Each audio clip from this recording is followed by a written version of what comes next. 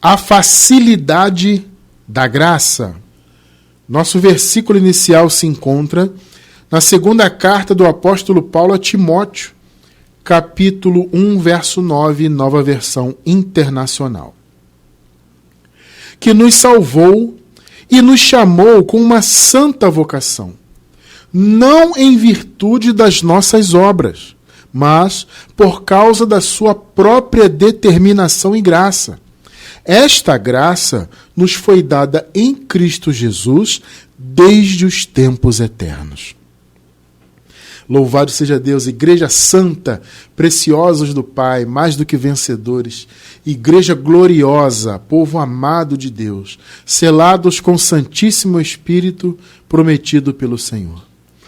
Meus amados irmãos, hoje vamos falar dessa tal facilidade, entre aspas, da graça. Essa facilidade que alguns dizem, especialmente as pessoas no meio religioso, elas têm essa visão de que a graça, ou seja, viver submetido à palavra da graça, é algo fácil.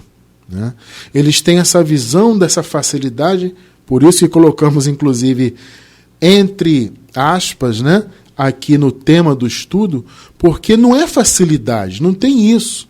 Só que eles têm essa visão porque eles estão presos no conceito religioso. Eles estão presos naquela visão de que tem que haver obras para que você alcance algo de Deus. E quando eu falo de obras, eu não me refiro nem às boas obras, porque essas sim nós temos que fazer, não obras religiosas. Só que na visão de quem está submetido ao sistema religioso, as obras são eminentemente as obras religiosas. Pelo menos, amados, na minha experiência como religioso, eu nunca observei nas tais igrejas que eu participei, eu nunca observei um grande esforço, pelo menos não coletivo, para fazermos naquela época boas obras. Veja, eu não estou dizendo que elas não existam. Elas existem no meio do sistema. Entende? Só que, pelo menos, repito, na minha experiência, eu não via um esforço grande em relação a isso.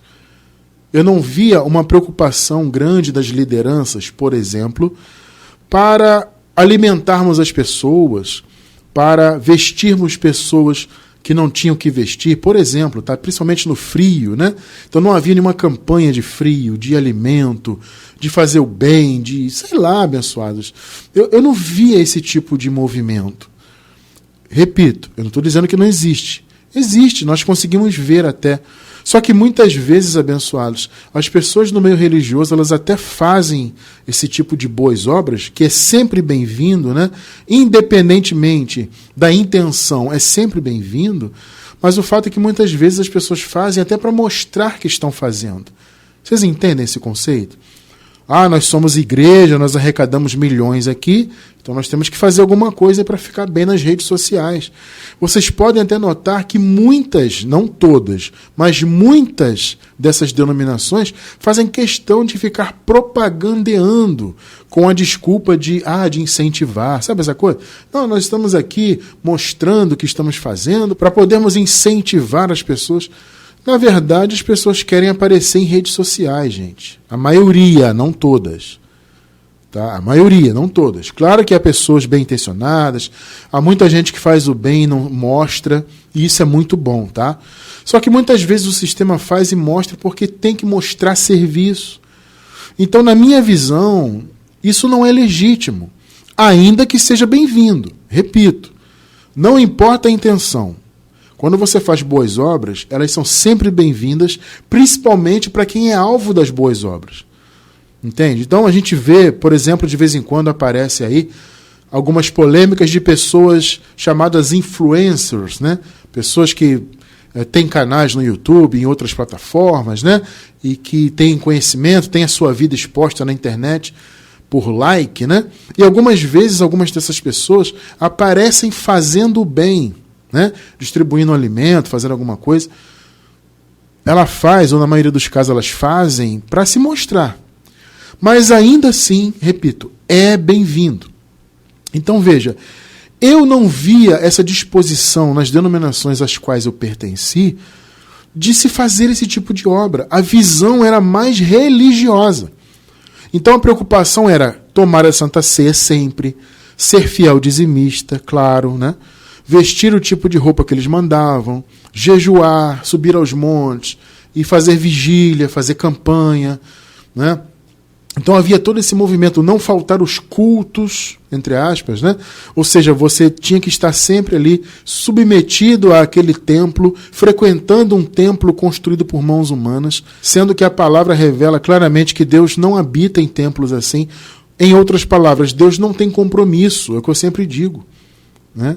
Algumas pessoas vêm nos arguir sobre isso. Ah, Cristiano, mas tudo bem, Deus não habita, mas o templo é onde as pessoas se reúnem. Então Deus... Não, gente, olha só.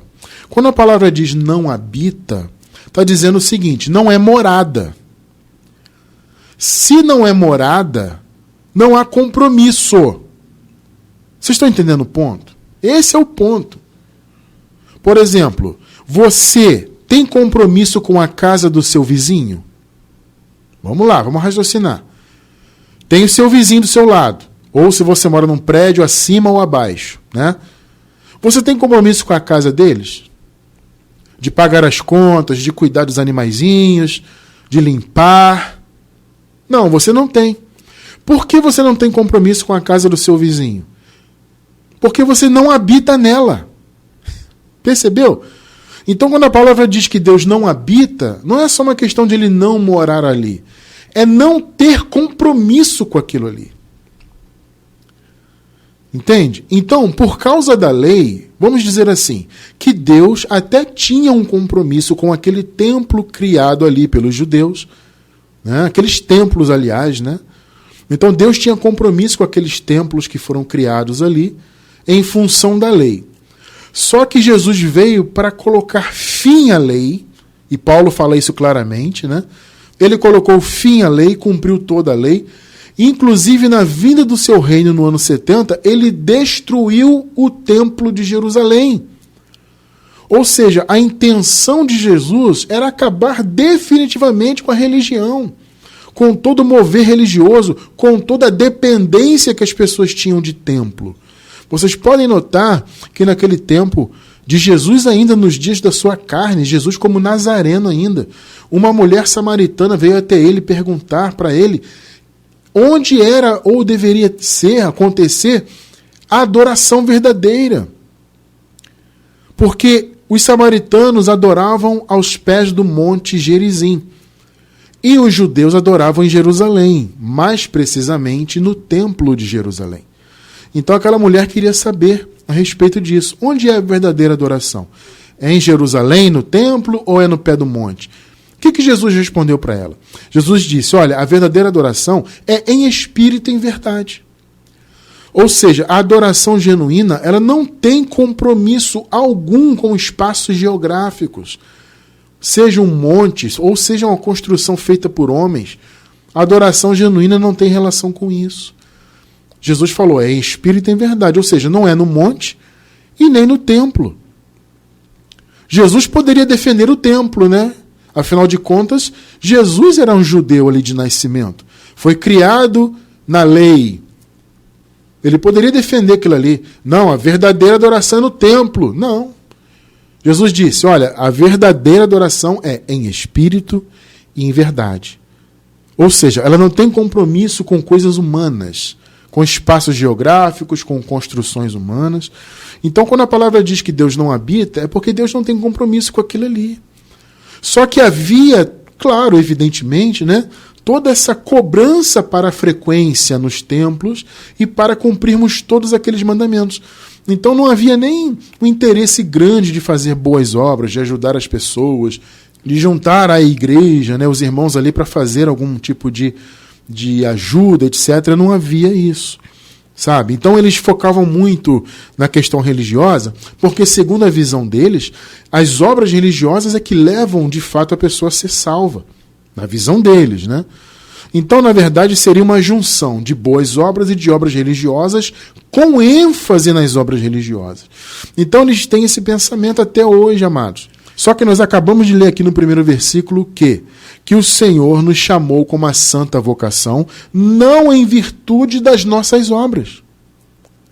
Você não acabou de ler comigo? Agora, tem um detalhe interessante. Quando se fala aqui em obras, quando o apóstolo Paulo fala em obras, ele não está falando só de boas obras e obras religiosas. Ele está falando de mérito, de maneira geral. Porque a religião, algumas dizem que realmente não é por obras, mas dizem assim, olha, não é por obras, mas você tem que crer para ser salvo. Se você não crer, você não pode ser um salvo.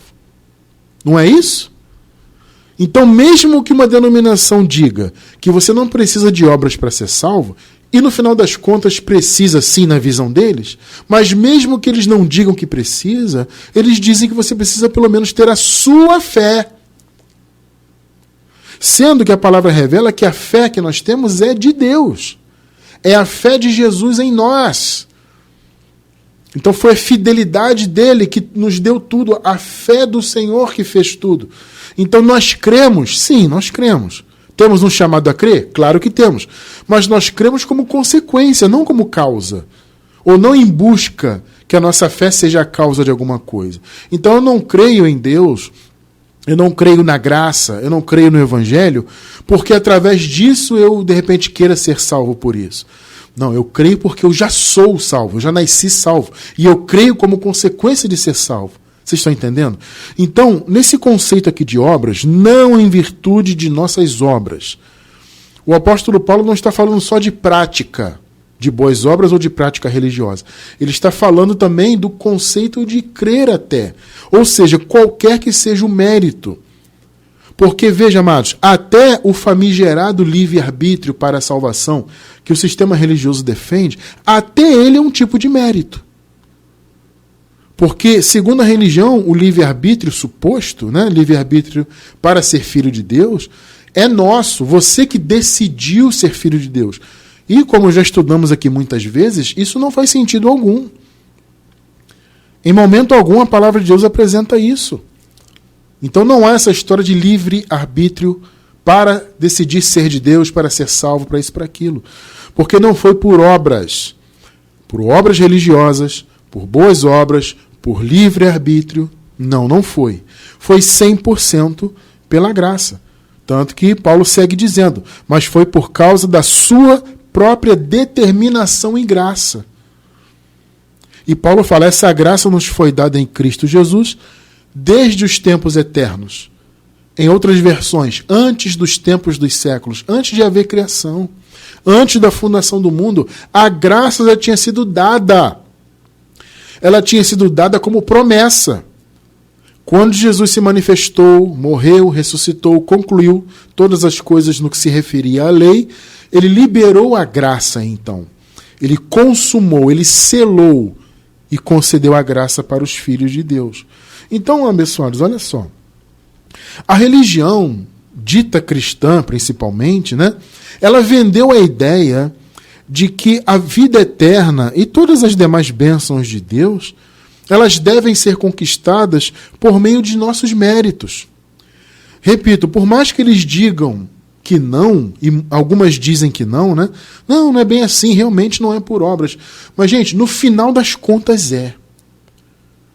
Porque, olha só, se você pega um líder que fala assim, não, é pela graça, não é por obras. Inclusive, repito, algumas denominações hoje defendem isso aí, mas quando você vai lá e conversa com esse líder e pergunta para ele se você pode deixar de tomar Santa Ceia, ele vai dizer que não.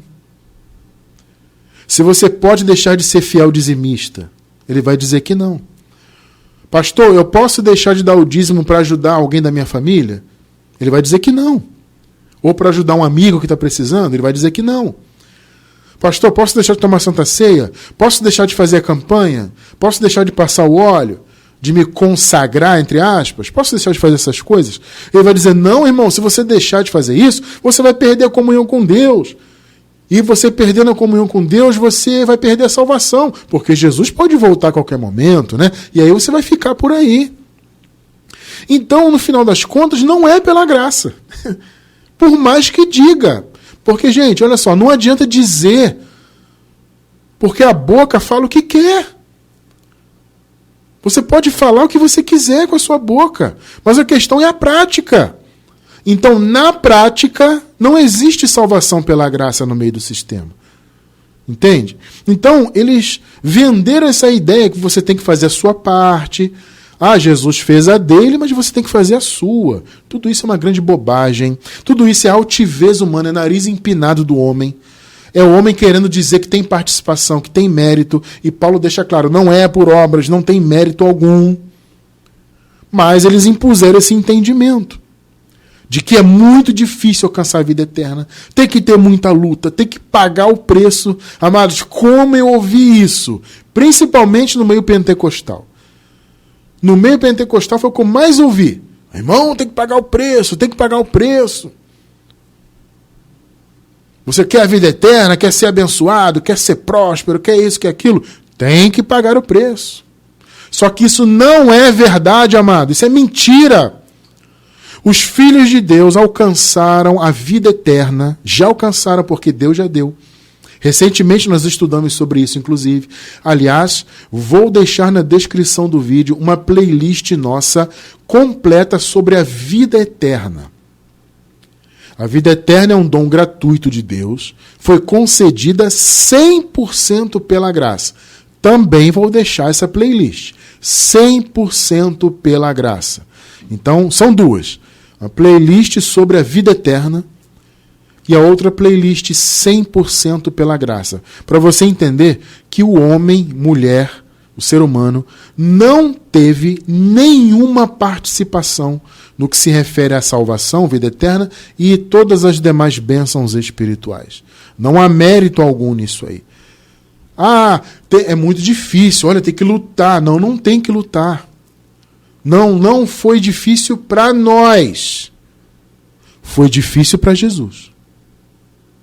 Para ele foi muito difícil. Ele sim pagou um grandioso preço. Mas ele pagou o preço total. Você não tem que pagar preço nenhum. Mas, irmão cristiano, é muito fácil. É aí que entra essa questão, né?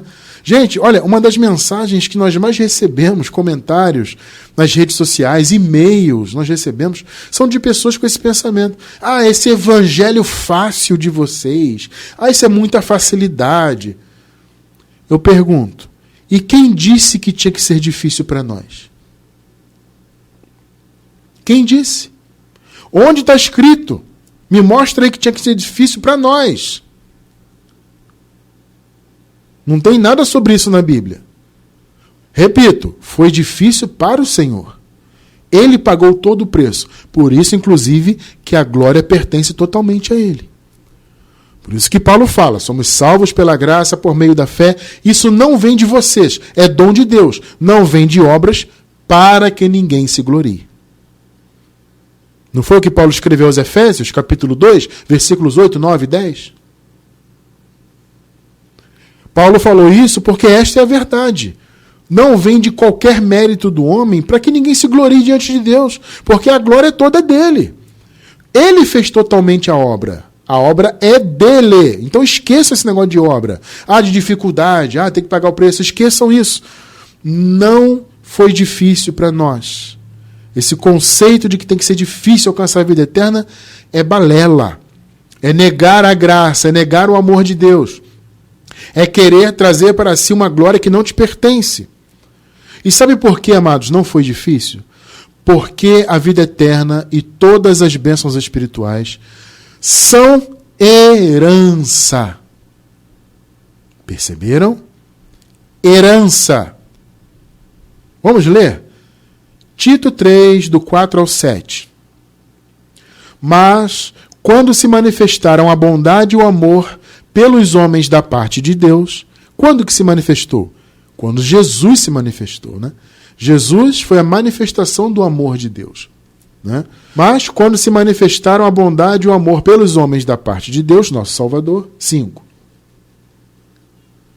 Não por causa de atos de justiça. Olha aí, mais uma vez Paulo falando, hein? Não por causa de atos de justiça. Atos de justiça são boas obras. Entende? Então não são por boas obras, ou por obras da lei, obras religiosas. Não tem nada disso. não por causa de atos de justiça por nós praticados, mas devido à sua misericórdia. Vocês se lembram que nós estudamos nas semanas passadas sobre isso? Que o Senhor disse o seguinte: eu terei misericórdia de quem eu quiser ter. E ele tem misericórdia, teve no caso misericórdia, e tem, né? E terá para sempre, de seus filhos, de seus eleitos e eleitas. Então foi devido à sua misericórdia pelos seus eleitos.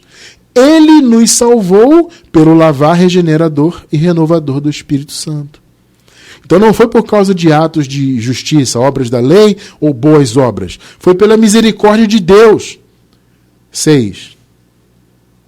Que ele derramou sobre nós generosamente. Ele generosamente, gratuitamente, derramou o Espírito Santo, né? Mas por meio de Jesus Cristo, nosso Salvador.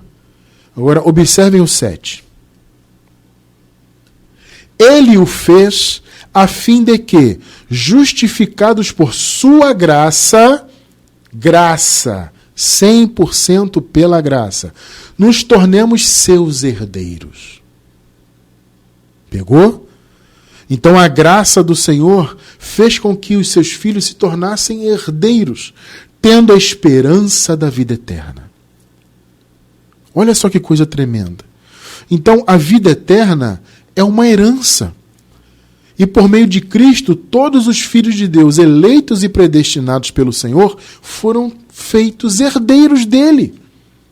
Então, amado, o que nós temos da parte de Deus é uma herança que Jesus conquistou. Herança. Você entende o conceito de herança? Vamos ler mais. Colossenses 1, do 9 ao 13. Por essa razão, desde o dia em que ouvimos, não deixamos de orar por vocês e de pedir que sejam cheios do pleno conhecimento da vontade de Deus, com toda sabedoria e entendimento espiritual. Olha só, o Paulo desejava muito isso, né?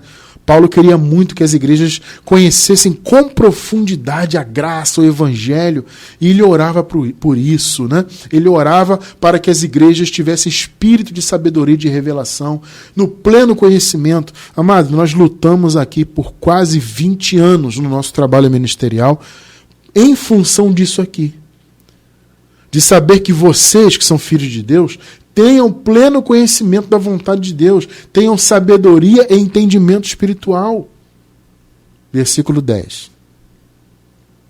É isso para que vocês vivam de maneira digna do Senhor, porque é o conhecimento que torna você uma pessoa com uma vida digna. Uma pessoa que faz boas obras, tá vendo? Você faz como consequência. Você faz pela revelação. Você não faz boas obras para ser salvo, para alcançar algo de Deus. É consequência. Então isso, ou seja, esse conhecimento é para que vocês vivam de maneira digna do Senhor e em tudo possam agradá-lo, frutificando em toda boa obra, crescendo no conhecimento de Deus. 11. E sendo fortalecidos com todo o poder, de acordo com a força da sua glória. Olha só, gente, a força da glória de Deus está em nós, para que tenham toda a perseverança e paciência com alegria. Agora observe o 12. Dando graças ao Pai, que nos tornou dignos de participar da herança dos santos no reino da luz. Jesus fez isso, gente. Ele tornou todos aqueles eleitos e predestinados por Deus antes da fundação do mundo dignos de participar da herança. Perceberam? Então as bênçãos espirituais e a vida eterna está incluída nisso, como nós acabamos de ler na passagem anterior, é a herança dos filhos de Deus. Herança. E pertencer ao reino e estar no reino de Deus, já fazer parte dele, nós fazemos. Nós já somos cidadãos do reino de Deus. Isso é herança. 13. Pois ele nos resgatou do domínio das trevas, porque ali eles haviam nascido ainda nas trevas, ou seja, em pecado, antes da cruz, antes da graça ser estabelecida. Então eles estavam num período de trevas, tá? Então ele nos resgatou, no caso eles lá, aqueles irmãos daquela época, do domínio das trevas e nos transportou para o reino do seu Filho amado. Então, abençoados, aqueles irmãos foram transportados para o reino, nós já nascemos no reino de Deus, porque já nascemos com a obra consumada, essa é a diferença, né? Eles nasceram ainda lá antes da cruz, debaixo do pecado, como eu acabei de falar, né? Então o processo deles foi diferente do nosso. Nós já nascemos com tudo consumado, com as bênçãos já concedidas. Então veja, o fato de sermos cidadãos do reino de Deus é graça e é herança. O Senhor Jesus fez com que todos os eleitos de Deus se tornassem dignos de participar da herança. Agora eu te pergunto, meu irmão, minha irmã, algum filho precisa se esforçar para herdar o que é do pai? Isso não existe, gente. Entende? A herança é algo natural. Ah, mas irmão Cristiano, eu conheço. Gente, pode haver um caso aqui, outro ali, de alguma coisa assim, diferente disso? Pode haver. Mas, de maneira geral, qual é a visão da herança? A herança é algo natural. Então, você é filho, naturalmente você herda o que é do seu pai. Então, não existe essa questão de se esforçar. Ah, eu vou trabalhar para eu herdar o que é do meu pai. Isso não existe. Entende? Quando os pais saem dessa vida terrena, o que eles deixam aqui na terra pertence naturalmente aos filhos. Então, não existe o conceito de ser difícil para nós. Essa questão de facilidade também é uma bobagem. Eu já vou explicar por que é uma bobagem também. Só que não existe essa questão de ser difícil. Ah, é difícil, tem que pagar o preço, tem que lutar. Jesus sofreu, por que você não vai sofrer? Esses pensamentos são ridículos. São absurdos, ridículos. São pensamentos que não têm qualquer fundamento na palavra. Eles têm fundamento, gente, só em pensamentos de homens. Em teologia humana. Não tem fundamento bíblico isso aí. De pagar preço, se esforçar, tem que ser difícil, tem que lutar. Sabe, essa coisa... Olha, amado, quando eu comecei a estudar a graça, eu vi o quão isso era absurdo e ridículo, essa coisa de Jesus fez a parte dele, você tem que fazer a sua. Isso é pisar no que Jesus fez, gente. É o mesmo que dizer que o que Jesus fez não foi suficiente. Olha, Jesus fez ali a parte dele, tá? Mas ele deixou arestas. Você tem que fechar essas arestas. Tem que acabar com isso aí. Fazer a sua parte. Tem que lutar para encerrar essas arestas. Não pode deixar a ponta solta. Então Jesus fez a dele e você faz a sua. Então quer dizer que você participa na herança? Você lutou para ser herdeiro? Que história é essa, irmão? Isso não faz sentido algum. A herança, repito, é algo natural que o filho recebe do pai ou dos pais. Ponto final. E o chamado, então, a herdar o reino não é porque as pessoas se esforçaram por isso. Não. É porque elas eram filhas escolhidas antes da fundação do mundo. Por isso que Jesus disse, na ocasião do juízo, que o chamado para os filhos seria aquele: venham, benditos do meu Pai, possuam por herança o reino que lhes está reservado desde antes da fundação do mundo. Que coisa linda, né? O reino estava reservado. Aí Jesus disse, olha, no juízo, vocês que são filhos não vão passar por juízo algum. Vocês vão ouvir, venham, benditos do Pai. Herdem o reino de vocês. É herança de vocês. Então essa coisa de ser difícil, que você tem que lutar, tem que pagar o preço, é pura balela religiosa. E aí as pessoas ficam criticando o evangelho da graça, ou no caso quem prega a graça, né? Chamando de evangelho fácil, fácil no sentido de não impor condições, né? Para a obtenção da vida eterna, das bênçãos de Deus. Eu digo, neste sentido é fácil mesmo, porque é herança. A herança não tem que ser difícil. Você herda porque é filho, ponto. Agora, essa visão do sistema religioso, ela vem de 3 distorções, pelo menos. Eu quero analisar com vocês aqui, tá? A primeira visão distorcida, que traz esse entendimento de que você tem que lutar para ter a vida eterna, que é difícil, é porque as pessoas elas têm uma visão mundana, uma visão carnal da conquista. Porque veja bem, amados, nessa vida terrena, nós temos que nos esforçar sim para termos as coisas, não é verdade? Você não tem que lutar, pagar o preço, né? Para você obter alguma vitória material? Claro que tem, gente. Então você quer fazer um curso que você sonha? Eu sonho me formar em médico, por exemplo. Meu irmão, você tem que ralar muito. Anos e anos de estudos, de residência. E depois segue estudando. Eu quero ser advogado. Né? Eu quero fazer isso e aquilo. Eu quero trabalhar com informática. Eu quero ser o gênio da informática, da programação. Tem que estudar muito. Então você quer comprar a sua casa própria? Você tem que trabalhar muito. Essa é a verdade. Só que as pessoas trazem essa visão para as coisas de Deus, as coisas espirituais. Ora, eu tenho que lutar para conseguir me formar no meu curso, eu não vou lutar para ser salvo? Eu tenho que trabalhar a beça para comprar meu carro, eu não vou trabalhar para conseguir a vida eterna? Esse é um pensamento carnal, gente. Ridículo, absurdo, infantil até. Porque você não pode equiparar, nós não podemos equiparar as coisas materiais com as espirituais. É claro que as conquistas materiais, elas exigem um esforço da nossa parte. Mas as espirituais não, o esforço foi todo de Deus.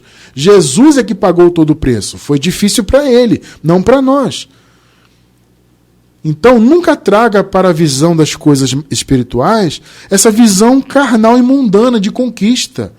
Não, isso é uma besteira. Um outro ponto é que a religião funciona através do mérito. Ela depende do mérito das pessoas. É aquilo que eu sempre costumo dizer. O sistema religioso ele se coloca como uma ponte, né? Então, ele é que vai ligar você a Deus, consequentemente, o sistema diz que vai ligar você à vida eterna. Ou seja, para você ter a vida eterna, você tem que pagar o preço e tem que ser através deles. Entende? Então, não basta fazer boas obras. Você vai fazer boas obras, mas tem que frequentar a missa católica. Você faz as boas obras, mas você tem que ir lá no culto do sistema evangélico, protestante. Tem que pagar o preço nisso e naquilo. Entende? Então, por que eles têm esse pensamento? Por causa do mérito. Olha, você tem que jejuar, tomar Santa Ceia, se batizar, aceitar Jesus, isso e aquilo. Tudo isso é mérito do homem. Aí como que a pessoa vai fazer isso? Através da tal igreja. Porque lá que tem a tal Santa Ceia, lá que a pessoa vai ser fiel dizimista. Entende? Lá que ela vai aprender a jejuar, pagar preço. Então a religião se coloca como ponte. Olha, vocês têm que ter mérito para serem salvos. Nós vamos dar a possibilidade. Nós vamos dar para vocês, então, a condição de você exercer esses méritos. Basta frequentar aqui o nosso templo. Vocês estão entendendo? Então a religião depende disso. Quando alguém vem e prega a graça, como nós pregamos aqui, isso retira das mãos da religião toda e qualquer ferramenta de aprisionamento. Porque a pessoa passa a entender que ela não tem que pagar preço nenhum. Ela é filha de Deus. O Senhor a escolheu antes da fundação do mundo. Entende? Foi eleita. Então não é mérito dela, foi Deus, em sua misericórdia, que a elegeu. Perceberam a questão? Inclusive, vou também deixar na descrição do vídeo no YouTube um link nosso sobre predestinação. Para vocês entenderem isso aí, se é que não entendem, né? Quem ainda não entende, está começando agora na graça, tem que estudar isso aí, meu irmão, minha irmã. Tem que estudar, não tem jeito. Então separa um tempinho, estuda aí, além dos outros links que nós já vamos deixar, esse terceiro link aí na descrição do vídeo, quem está pela gravação no YouTube. Então, tem essa visão mundana de conquista, que eles trazem essa visão para as coisas espirituais. Tem a questão do mérito, que a religião impõe, diz que tem que ter mérito. E a religião se impõe, então, como a ponte para você conseguir isso. E também, claro, por causa de versículos mal interpretados. Como, por exemplo, aqui, Mateus 11:12. Vamos ler? Desde os dias de João Batista até agora, o reino dos céus é tomado à força. Olha só. E os que usam de força se apoderam dele. Aí o camarada pega isso aqui, isola de todos os contextos, não só o contexto do texto, mas isola até do raciocínio que Jesus está impondo ali. Porque Jesus está falando de quê? O que Jesus está falando, irmão Cristiano? Jesus, amados, está fazendo uma alusão à invasão de uma cidade.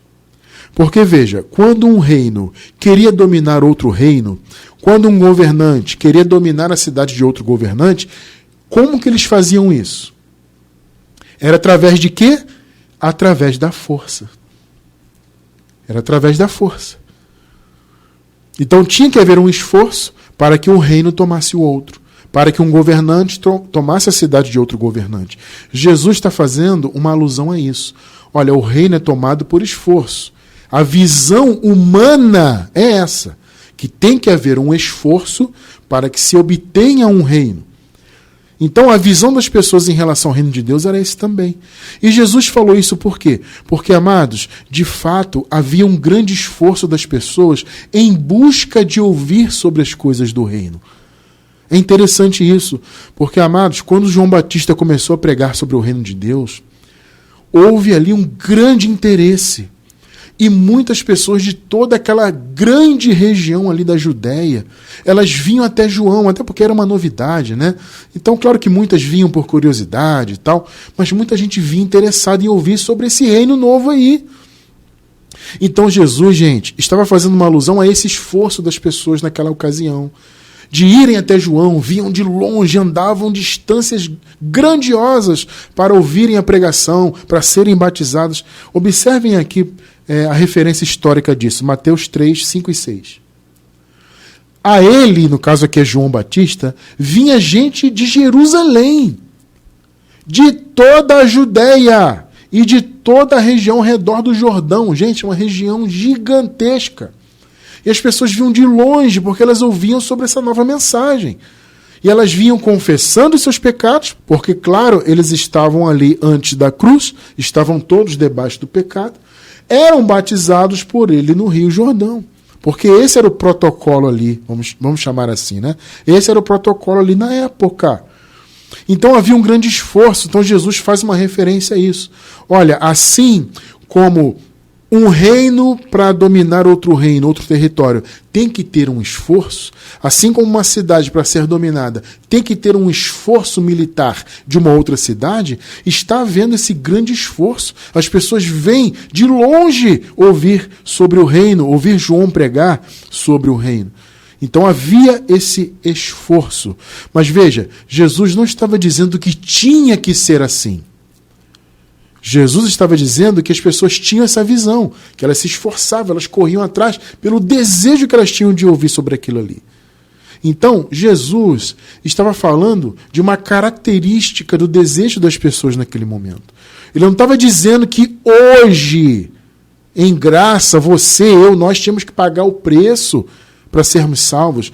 Não é isso, gente. Então as pessoas isolam aquele versículo, né? O reino é tomado por esforço. Tá vendo? Para você entrar no reino tem que se esforçar, cara. Você tem que jejuar muito, tem que pagar o preço, tem que subir um monte e ser fiel dizimista, não pode perder uma santa ceia e tem que ser super fiel aqui ao templo, fazer acontecer, porque é tomado por esforço.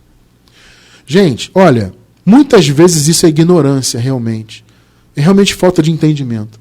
Mas muitas vezes isso é desonestidade intelectual desses camaradas. Entende? Porque Jesus em momento algum fala disso. As coisas espirituais, repito, são herança. Um filho não se esforça por herança. Isso não faz sentido. Então quando Jesus fala de tomar o reino por esforço, ele está falando de um pensamento humano. Humanamente é assim. E as pessoas, inclusive, estão se esforçando, elas estão vindo atrás de João. Elas vêm de longe. Mas é uma característica delas, elas que estão fazendo isso. Eu não estou dizendo que tem que ser assim.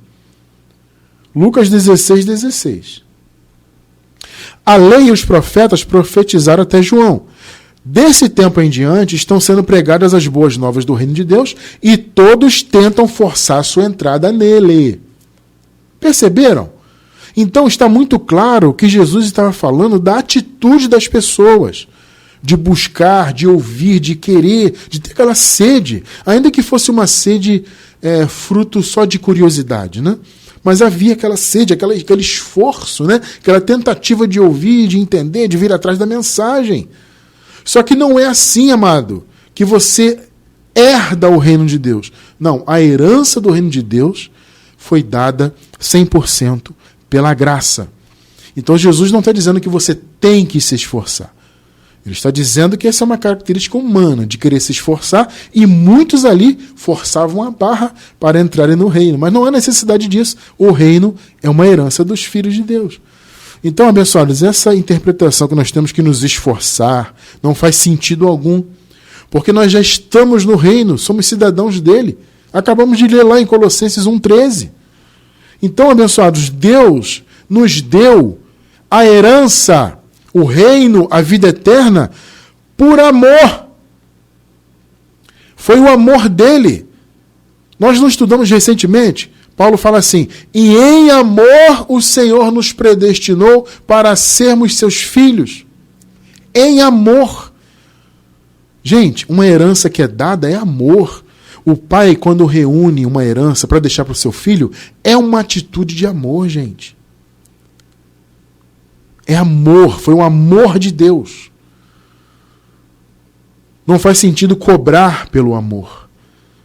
Estou preparando uma herança, mas você tem que pagar o preço. Perceberam? Isso não faz sentido nenhum. Efésios 2, 4 e 5. Todavia, Deus, que é rico em misericórdia, pelo grande amor com que nos amou, grande amor, deu-nos vida juntamente com Cristo, quando ainda estávamos mortos em transgressões. Eles lá que haviam nascido antes da cruz. Por isso que Paulo fala isso, tá? Pela graça vocês são salvos. Grande amor de Deus, gente. Grande amor de Deus por nós. Então, não tem que ser difícil. Não há preço algum a ser pago por nós. Todo o preço já foi pago. Agora, eu vou falar uma coisa para vocês. E vou perguntar. Isso significa que viver o Evangelho da Graça é algo fácil? Ora, do ponto de vista de não vivermos submetidos a essas ordenanças de homens, que são ridículas, perda de tempo, sim, há uma grande facilidade. Até porque o Senhor Deus nos libertou para isso. Gálatas 5, versículo 1. Foi para a liberdade que Cristo nos libertou. Essa liberdade aqui, gente, é religiosa. O contexto aqui é religioso. Porque Paulo está dizendo o seguinte: vocês não têm que viver uma vida religiosa. Alguém estava ali na igreja impondo uma vida religiosa debaixo da lei. E Paulo disse: não, foi para a liberdade que Cristo nos libertou. Portanto, permaneçam firmes e não se deixem submeter novamente a um jugo de escravidão. É uma escravidão da lei religiosa. Então não se submetam a isso. Foi para a liberdade que Jesus nos libertou. Então é claro que tem essa facilidade, sim, de não vivermos como religiosos, pagando preço, vivendo em proibições religiosas, imposições de homens, mandamentos. Nós não temos que viver nisso. Então, claro que há essa facilidade. Inclusive, amados, eu vou recomendar para vocês também mais um link na descrição do vídeo a respeito da liberdade da graça. Você que está pela gravação, busca aí na descrição também, esse link é maravilhoso. O que é a liberdade da graça? Esse tema é grandioso. Estuda aí, amado. Tem que estudar, tá? Então, amados, vejam bem, os filhos de Deus não precisam desse mover religioso, desses mandamentos. Eles podem viver em liberdade, porque os filhos de Deus, bem instruídos, não precisam de mandamentos, proibições, imposições, porque os filhos de Deus conhecem um limite. O Espírito Santo é que impõe esse limite. É a palavra, não é mandamento de homem. Hebreus 5,14. Mas o alimento sólido, que é o Evangelho da graça, o único Evangelho, é para os adultos, os quais, pelo exercício constante, por isso que nós estamos constantemente aqui estudando a palavra, né? Pelo exercício constante, tornaram-se aptos para discernir tanto o bem quanto o mal. Então nós temos a aptidão da palavra em nós para o discernimento do que é bom, do que é ruim, ponto final. Agora, gente, vejam bem, não existe essa história de que o evangelho da graça é um evangelho fácil, é um evangelho sem renúncia. O sistema diz isso por causa dessa visão deles, né? Vocês não jejuam, vocês não tomam ceia, vocês não pagam preço, vocês frequentam ambientes mundanos, vocês ouvem música do mundo. O pessoal fica com esse negócio carnal, como se nós tivéssemos que nos submeter a essa visão mundana e humana de proibições e imposições. Nós não temos que viver em nada disso, e não significa que o evangelho da graça é fácil, é sem renúncia. Gente, pelo contrário, é muito difícil viver em graça. Por quê? Por causa da carne, gente. Porque a graça, claro, ela nos dá essa noção de liberdade. É uma liberdade em relação aos mandamentos de homens. Uma liberdade em relação à religião. Então é claro que a carne, ela quer muitas vezes se aproveitar dessa liberdade e transformá-la em libertinagem. Então, nós somos filhos de Deus, eleitos, somos boa semente, temos o coração bom na essência, mas nós temos ainda a natureza humana.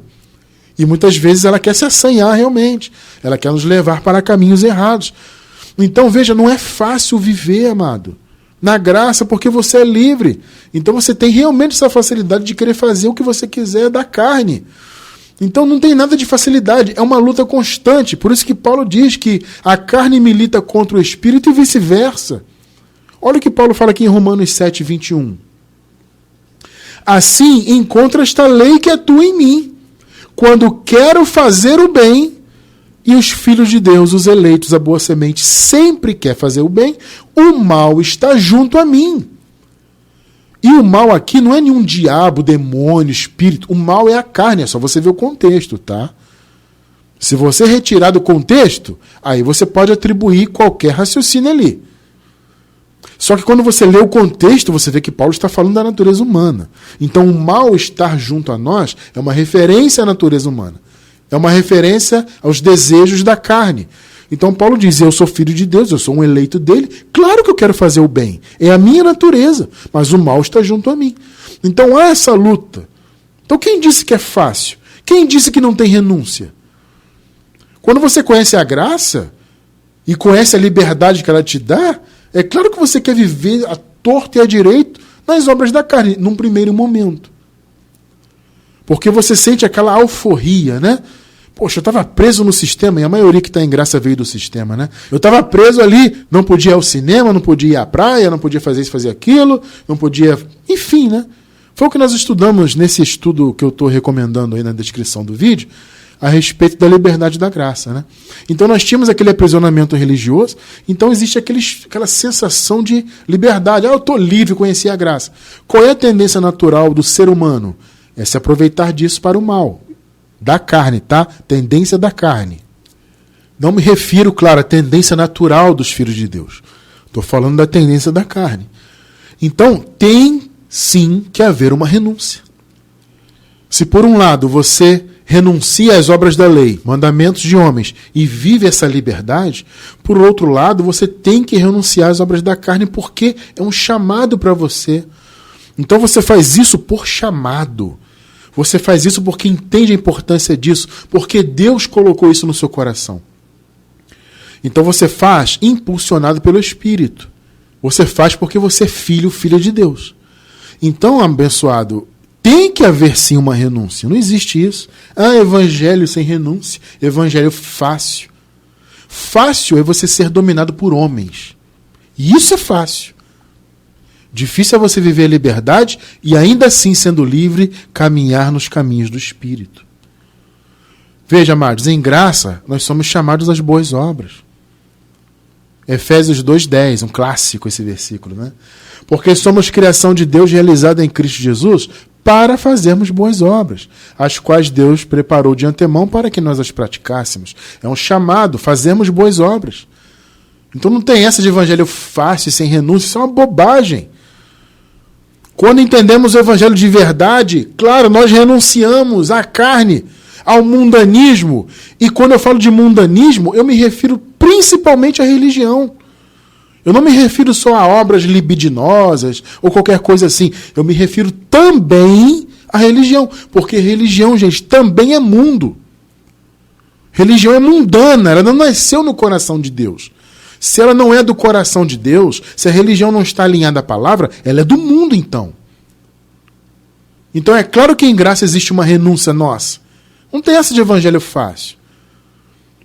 Fácil, sim, foi o recebimento da vida eterna.